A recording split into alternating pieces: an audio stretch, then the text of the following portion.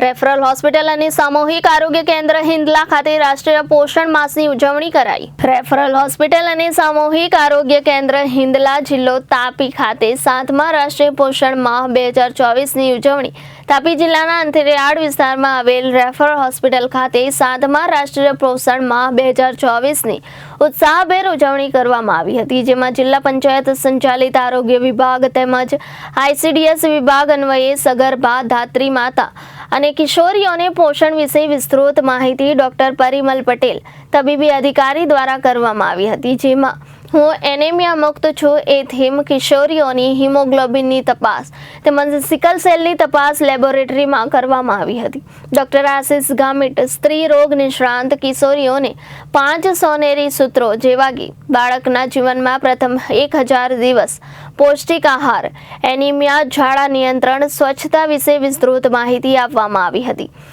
ICDS વિભાગ દ્વારા પૌષ્ટિક આહાર જેવા કે અળવીના પાત્રા, બાફેલા ચણા, લાડુ, સરગવાની ભાજીના મુઠિયા જેવી વાનગીઓનું પ્રદર્શન ગોઠવવામાં આવ્યું હતું। Reporter Ashish Gavik, Janadesh news, Vyara.